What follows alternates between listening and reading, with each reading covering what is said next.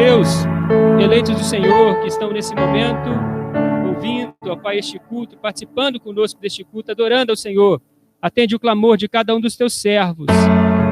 Suplicamos, ó Deus, uma intervenção da tua parte na necessidade de cada um, Pai, e que eles recebam da paz, da bênção do Deus Pai, Filho e Espírito Santo. Assim nós oramos em nome de Jesus.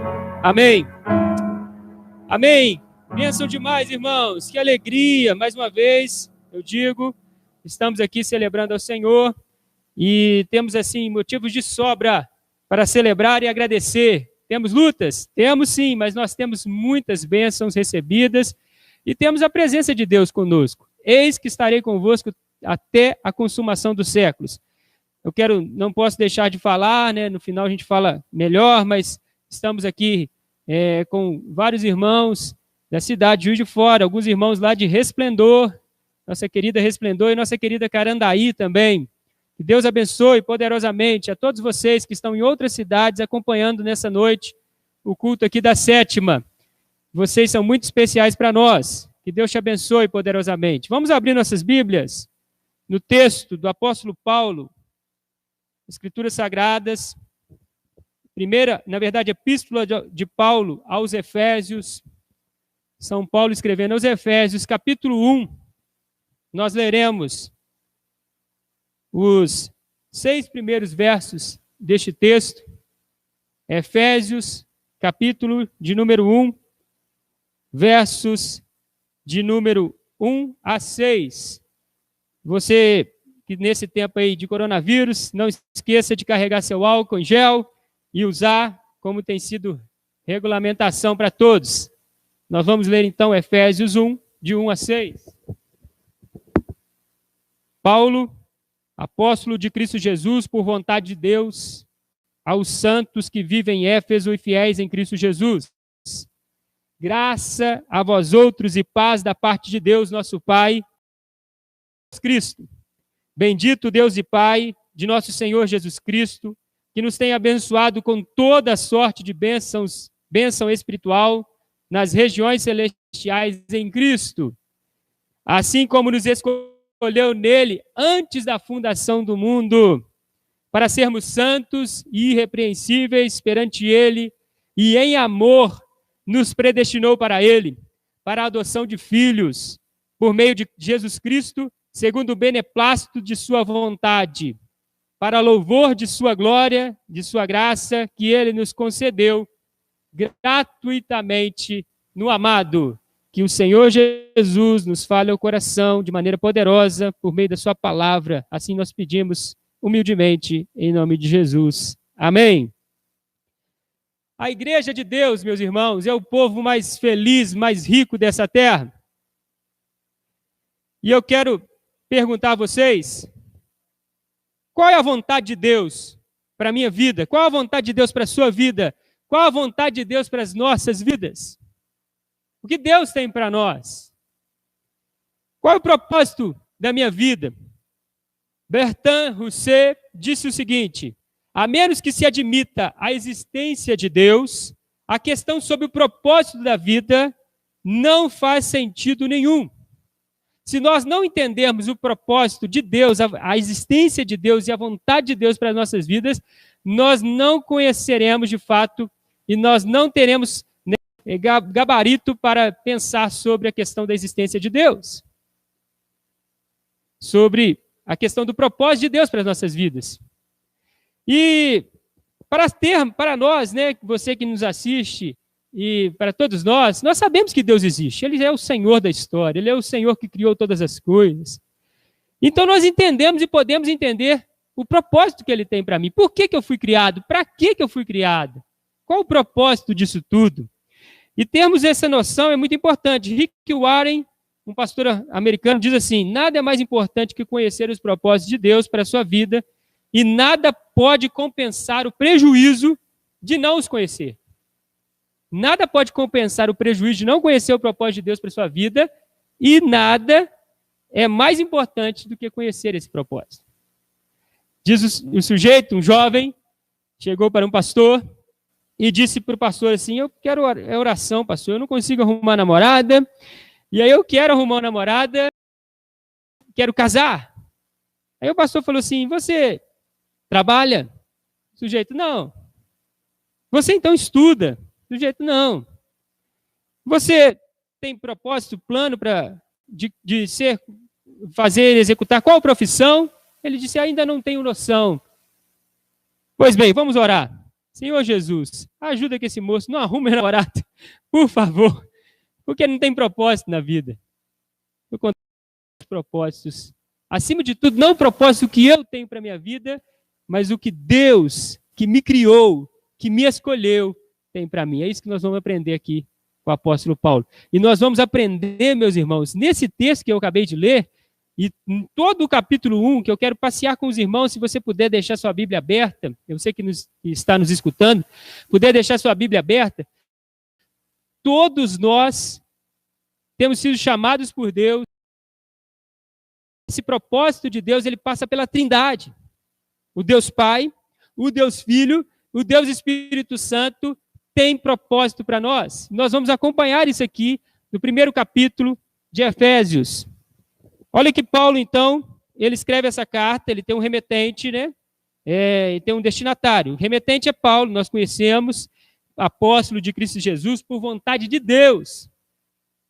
Preste atenção, Paulo começa essa carta dizendo, é vontade de Deus que eu sou apóstolo. Eu estou aqui pregando essa palavra, escrevendo esse texto. Ele escreve, primeiramente, os destinatários são os santos, né? Que foram separados, santo significa isso, separados por Deus para o ministério da palavra de Deus, né? E ele escreve primeiramente para a igreja de Éfeso, da cidade de Éfeso, aquela importante cidade do Império Romano, né? E uma cidade de grande exponencial assim para a cultura daquele povo naquela época. Éfeso era uma cidade muito importante. E Paulo escreve para aquela igreja que estava ali, reunida naquela cidade. E ele diz o seguinte, bendito Deus e Pai de nosso Senhor Jesus Cristo. Então ele começa com Deus. Na Trindade ele começa então falando como Deus tem nos chamado para esse propósito dele, para nossas vidas. Olha que interessante. Bendito Deus e Pai de nosso Senhor Jesus Cristo, que nos tem abençoado com toda sorte de bênçãos, assim como nos escolheu nele antes da fundação do mundo. Deus, então, tem bênçãos para cada um de nós. E a primeira bênção é o fato de entender que ele nos escolheu.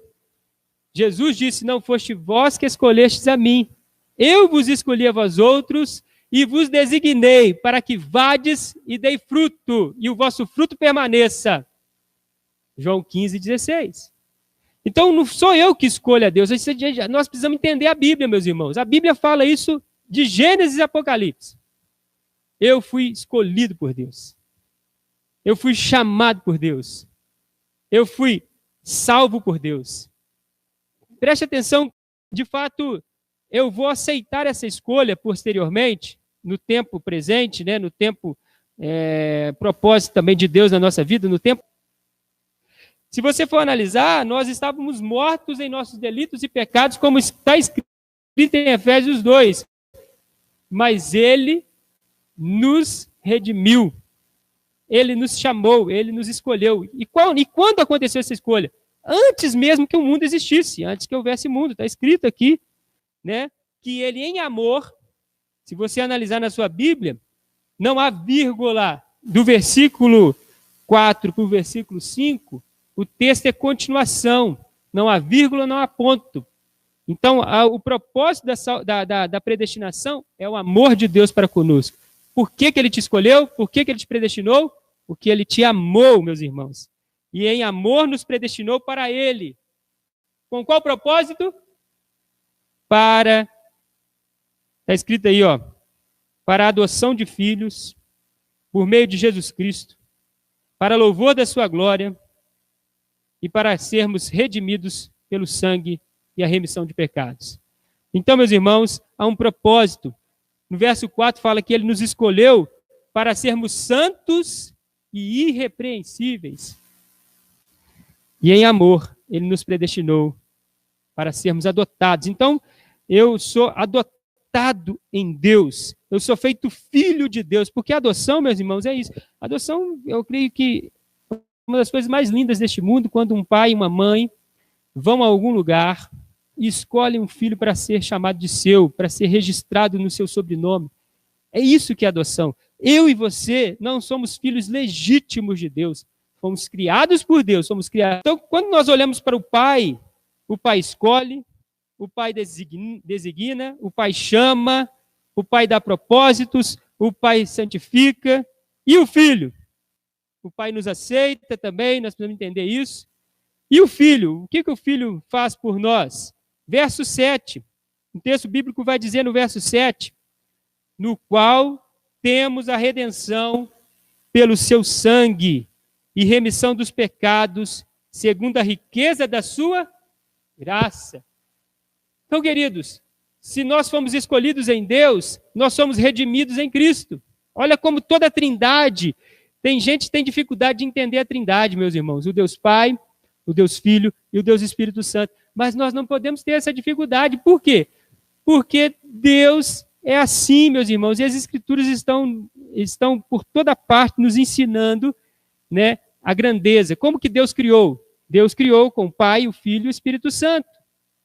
Como que Deus vai consumar todas as coisas? Com o Pai, o Filho e o Espírito Santo. Como que Deus nos salva? Pai, Filho e Espírito Santo. Então, em Cristo, meus irmãos, nosso irmão mais velho, olha que tremendo, gente! Você recebeu perdão. E se você olhar para a sua vida, porque nós não conseguimos fazer essa retrospectiva da nossa própria vida, né? Se olharmos para a nossa vida, nós veremos como, meus irmãos, nós somos pecadores. Pecamos por atitudes, pecamos por falta de atitude correta, não, pecamos por pensamentos, pecamos por pensamentos e pecamos também quando nós não fazemos a vontade de Deus. Quando falamos alguma coisa que não agrada a Deus.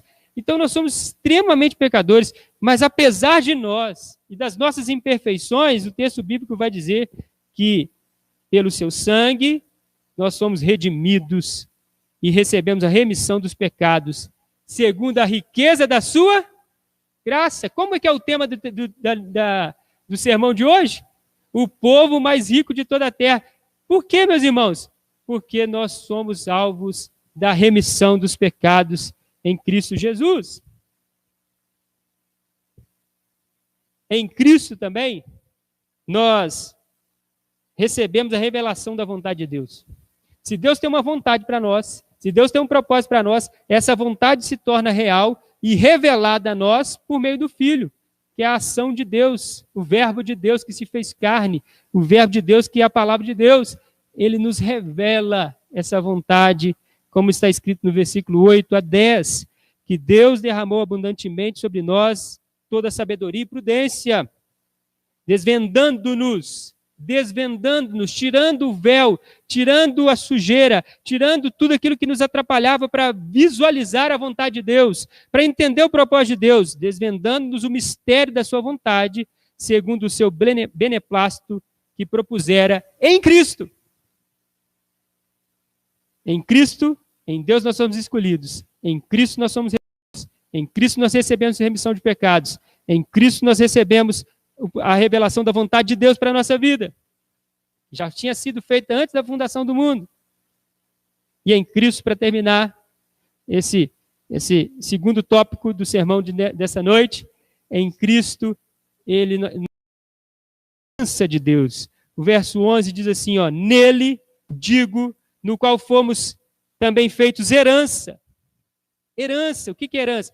É um propósito, é algo que nós recebemos dos nossos antepassados, dos nossos pais. Deus, o nosso Pai, deixou uma herança para nós, que é Cristo. Fomos predestinados segundo o propósito daquele que faz todas as coisas conforme o conselho da sua vontade. A fim de sermos, para louvor da sua glória, nós os que de antemão esperávamos em Cristo. Gente, se você analisar todo esse capítulo, você vai ver que em 3 momentos essa expressão para louvor da sua glória, ela é descrita aqui nesse texto.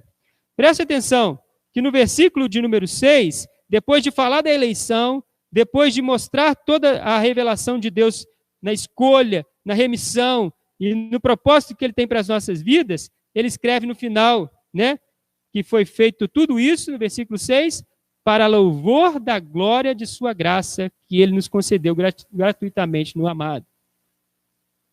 Quando ele termina de falar sobre o Filho, a segunda pessoa da Trindade, quando ele termina de falar sobre o Pai, versículo 6, ele fala que foi para louvor da glória de Deus.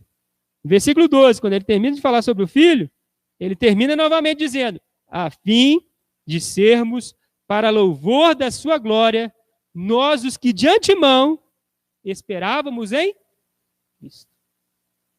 Tremendo, irmãos. Segundo tópico, então, desse texto, ele vai terminar dizendo que nós fomos redimidos e separados em Cristo, recebemos a remissão e a herança de Deus em Cristo, para louvor da glória de Deus. Tudo que é feito, meu irmão, é para a glória de Deus. Nós somos para a glória de Deus. Se eu fui escolhido, é para a glória de Deus. Se eu fui salvo, é para a glória de Deus. Se eu fui redimido na cruz do Calvário, pelo sangue remidor de Cristo Jesus, é para a glória de Deus. Se eu vivo hoje em Cristo, é para a glória de Deus. Se eu realizo qualquer coisa, é para a glória de Deus. E aí, o texto vai terminar falando agora da terceira pessoa da Trindade, o Espírito Santo, meus irmãos. Verso de número 13. Em quem também vós, depois que ouvistes a palavra da verdade, que é Jesus, o evangelho da vossa salvação, tendo nele também crido, depois de crer, depois de aceitar essa escolha de Deus e escolher com o Pai, né? Também nós somos responsáveis à soberania de Deus e à responsabilidade do homem andando junto aí. Depois de tudo isso, deste propósito ter sido concluído e chegado a eficaz ao cume, o que acontece conosco?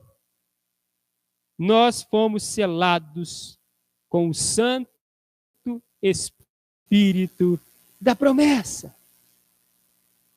Somos selados. O que é o selo, meu irmão? É a marca que mostra que nós temos um proprietário, nós temos um Senhor, nós somos de alguém agora. Eu não sou de mim mesmo, eu sou de Cristo, eu sou de Deus, eu sou do Espírito, eu sou selado pelo Espírito. Então, nós vemos aqui o selo, o processo inteiro da salvação ensinado nesse verso.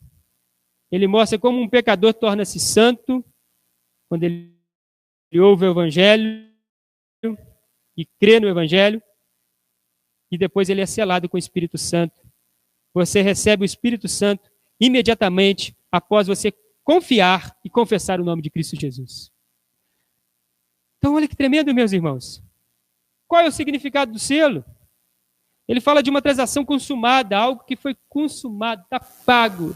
Eu já estou selado. Eu já recebi esse penhor. Outro texto, outro versículo fala, né? O qual é o penhor da nossa herança. O que é penhor? O penhor, meus irmãos, é, de fato, quando você vai pegar algum dinheiro no banco, se você quiser penhorar algum bem, alguma joia, você deixa no banco aquele valor, aquele algo, aquele objeto, e você pega o dinheiro. E aquele objeto, então, será a prova de que você vai pagar. E se você não pagar, o banco fica com o objeto. O que o texto bíblico está dizendo, irmãos? Gente, isso aqui é extraordinário demais. Isso aqui é especial demais. Essa carta começa falando da Trindade. Pai que te escolheu, te chamou, o Filho que te redimiu, que morreu no seu lugar, o Espírito que oferece o penhor. Ele é a garantia, meus irmãos, que Deus vai consumar essa obra. Mesmo que tudo pareça que está virando de cabeça para baixo. O mundo parou, gente. Eu tenho o penhor de Cristo, eu tenho o penhor de Deus, eu tenho o Espírito Santo habitando em mim. Como você imaginaria? Nós não imaginávamos algo assim. Shoppings, igrejas. Mas eu tenho o penhor de Cristo. Eu fui salvo por Deus. Eu fui escolhido por Deus. Eu fui salvo em Cristo. Eu tenho o penhor de Cristo, do Espírito Santo. E aí, Ele que me capacita para viver o Evangelho. Ele que me capacita para ser santo. Ele que me mostra onde eu estou errado. Ele que me direciona. Ele que me dá discernimento espiritual. É Ele que me dá poder e unção, autoridade espiritual. Você tem autoridade. Você é embaixador de Cristo nesse mundo pelo poder do Espírito Santo. Essa unção do alto, essa capacitação, mas recebereis poder ao descer sobre vós o Espírito Santo e sereis minhas testemunhas. E ele termina dizendo, então, o qual é o penhor da nossa herança, até ao resgate da sua propriedade, em louvor da sua glória. Em louvor da sua glória. Estamos caminhando para o final dessa mensagem, mas eu não posso deixar de falar a consequência de tudo isso. Eu quero apenas ler o final do texto. Depois que eu fui escolhido em Deus, depois que eu fui salvo em Cristo, depois que eu fui recebido, tendo ouvido a fé que há entre vós no Senhor Jesus e o amor para com todos os santos, tendo ouvido tudo que Deus tem feito na vida dessa igreja de Éfeso e em nós, não cesso de dar graças por vós, fazendo menção de vós das minhas orações. Paulo orava por essa igreja. Para que o Deus de nosso Senhor Jesus Cristo, o Pai da glória, vos conceda espírito de sabedoria e de revelação do pleno conhecimento dele, iluminados os olhos do vosso coração, para saberdes qual a esperança do seu chamamento, qual a riqueza da sua glória e da herança dos santos, o qual a suprema grandeza do seu poder. Porque, meus irmãos, nós somos o povo mais feliz, mais rico, mais cheio da graça deste mundo. Por quê? Porque em nós está a suprema grandeza do poder e da graça de Deus. Nós não somos salvos porque nós merecíamos, irmãos. Nós somos escolhidos em Deus.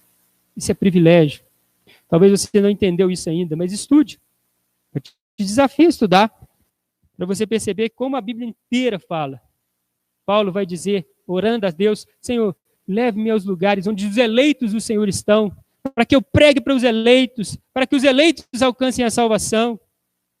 Você foi escolhido, você é privilegiado, você é felizardo, você é uma pessoa que não tem como você mensurar essa grandeza, essa graça, porque apesar do seu pecado, nós somos pecadores, imperfeitos, mentimos, falamos o que não devíamos, pensamos o que não devíamos, julgamos as pessoas, mas nós não somos julgados em Cristo, nós somos salvos em Cristo Jesus, porque fomos escolhidos em Deus e recebemos um propósito para a nossa vida. Eu faço a pergunta do início novamente para a gente encerrar e orar. Para a gente encerrar e orar. Qual a vontade de Deus para a sua vida, para a minha vida? Qual o propósito de Deus para as nossas vidas? Qual o plano que Deus tem para nós? Porque em Deus você foi salvo e escolhido. Em Cristo você foi redimido. Isso nos constrange, meus irmãos. Isso nos constrange. Sabe por quê, meus irmãos? Porque se você for analisar esse grande amor para com Deus, de Deus para conosco, levou o filho dele a nascer nesse mundo, nem nascer ele precisava, a viver nesse mundo de maneira simples, a ser ultrajado, humilhado, maltratado, cuspido, a ser pregado no madeiro, suas mãos pregadas no madeiro, seus pés cravados no madeiro, uma coroa de espinhos foi colocada na sua cabeça, e assim Cristo pagou o preço, o alto preço pelos nossos pecados. Para nós, meus irmãos, recebemos de graça a salvação, mas para Deus custou caro, custou a vida do seu próprio Filho. E aí Isaías, eu termino dizendo isso. Isaías vai dizer lá atrás, antes de Cristo nascer, 700 anos aproximadamente. Isaías vai dizer assim: agradou a Deus fazer morrer o seu filho, fazer enfermar o seu filho,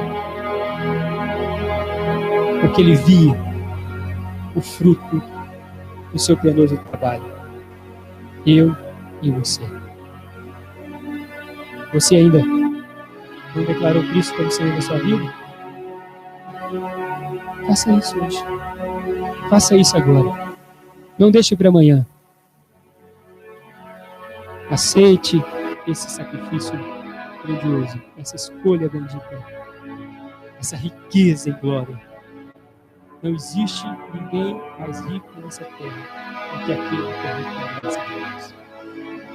Tenha essa lição. Tenha a garantia eterna. O dia que partirmos aqui, o Jesus voltar, estaremos na eternidade com Deus, o Pai, Deus o Filho e Deus o Espírito, pelos séculos dos séculos. Amém. Vamos orar. Santo Deus e eterno Pai, em nome de Jesus, ó Pai, nós queremos te agradecer por esse período, ó Pai, de culto, onde aqui estivemos para glorificar e exaltar o Teu nome. Quantos de nós temos vivido uma vida sem propósitos, ó Pai? Sem motivos. Ou talvez os nossos propósitos estão equivocados, pois não estão consoantes à Tua vontade, ó Pai. Pois o Senhor tem vontade para nós, espiritual, mas um chamado secular neste mundo, que é também espiritual, Pai. Para sermos pessoas melhores.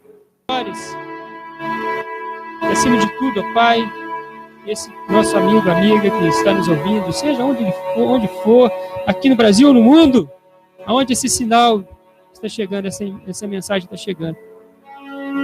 O Senhor possa revelar a estes seus filhos, ó Pai, a Tua vontade, desvendando-nos o mistério da vontade de Deus em Cristo Jesus. Diz nesse momento. Assim nós oramos, com perdão dos nossos pecados, suplicando a Tua graça sobre a Tua igreja, em nome de Jesus. Amém. Amém. Graças a Deus. Queridos, estamos chegando ao final do nosso culto. Vou impetrar a bênção apostólica, mas antes de tudo,